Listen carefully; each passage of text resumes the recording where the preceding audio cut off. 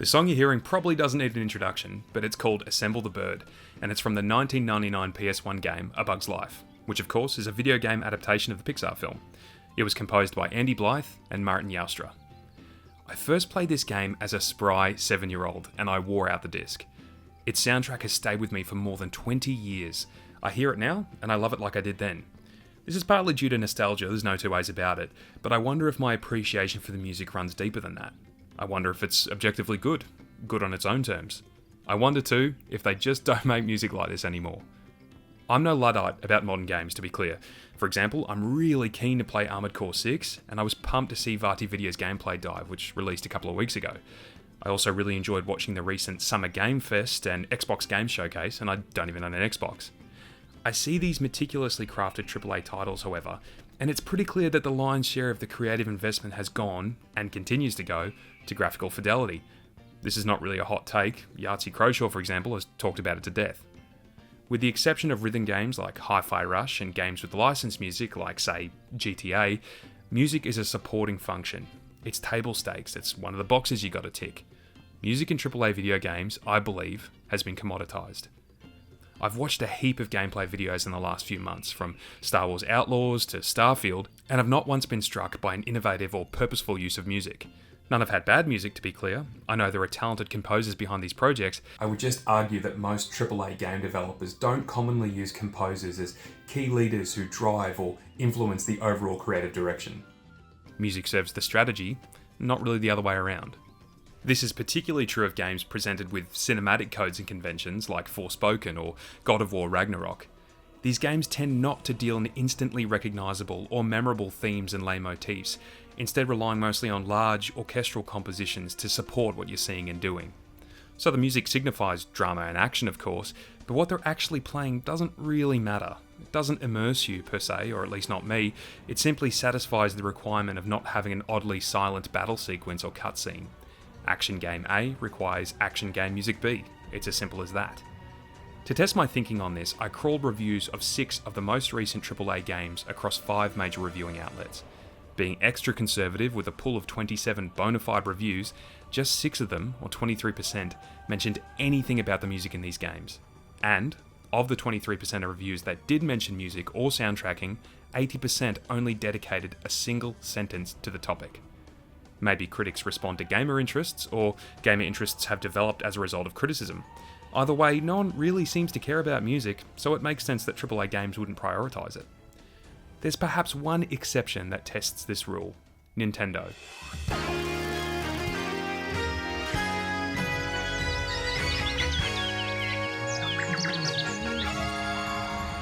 From the crazy fast new jazz noodlings of the Mario Kart 8 soundtrack to the minimalist piano twinklings of Breath of the Wild, Nintendo seems to place a high level of importance and care on the music in their games.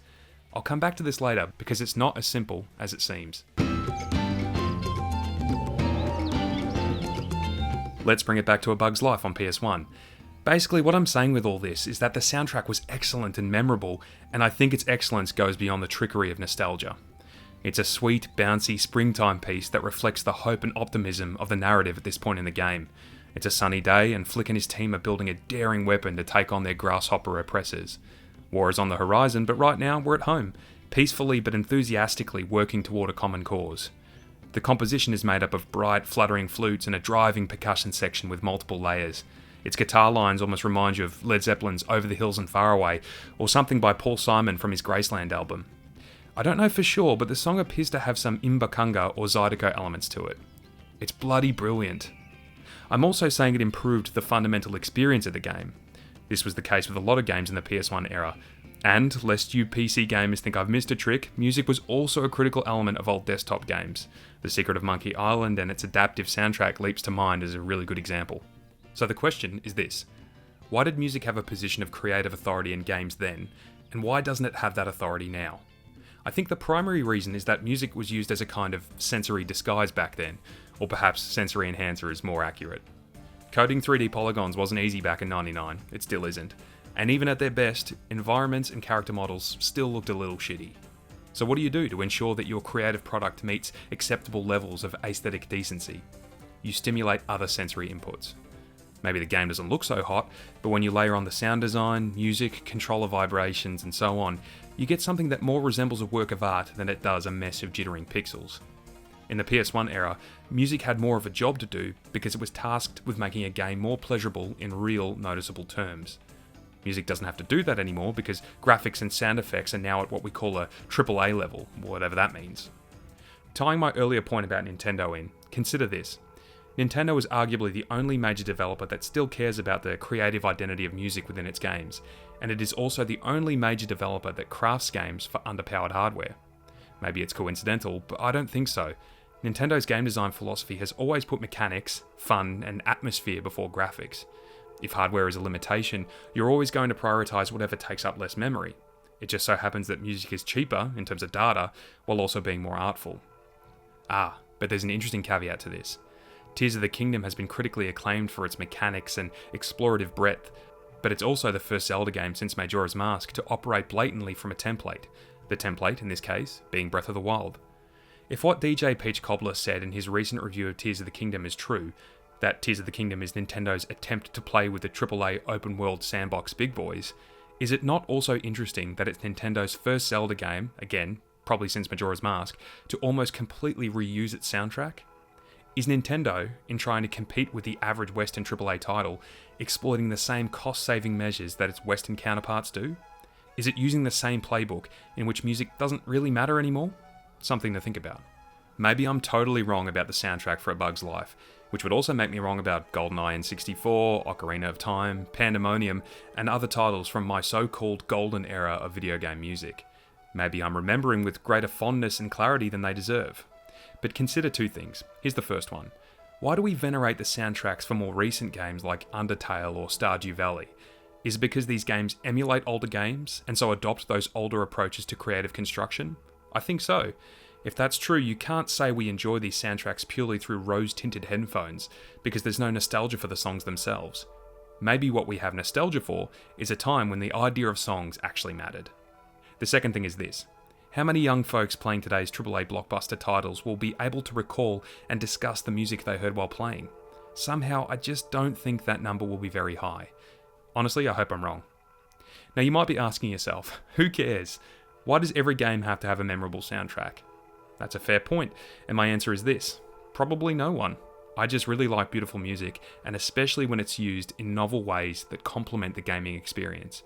You might remember A Bug's Life on PS1, but you might also remember the frantic, steadily escalating chase music from Need for Speed Most Wanted. You might remember the first time you loaded up Halo 2 and heard Marty O'Donnell's mournful lament playing over the main menu. Or maybe for you, it's the gut-wrenching sweetness of Eponyr's song.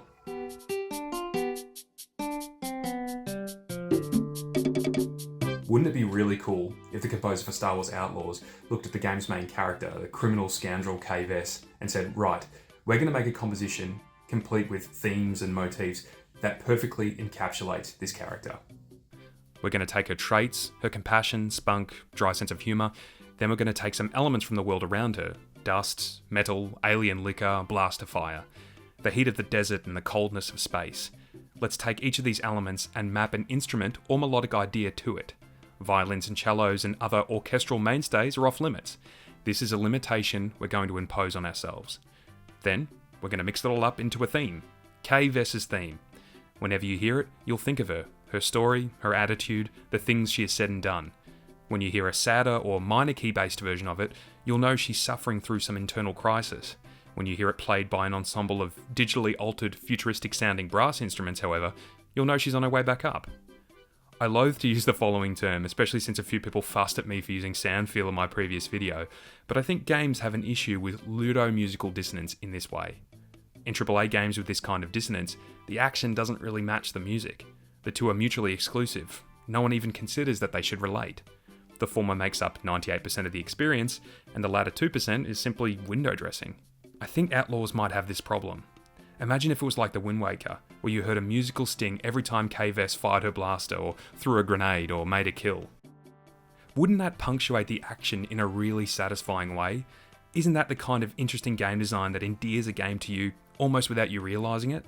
Couldn't it help give the game a special identity, and in a way that's easier and less computationally demanding than a flashy graphical effect or funky colour palette?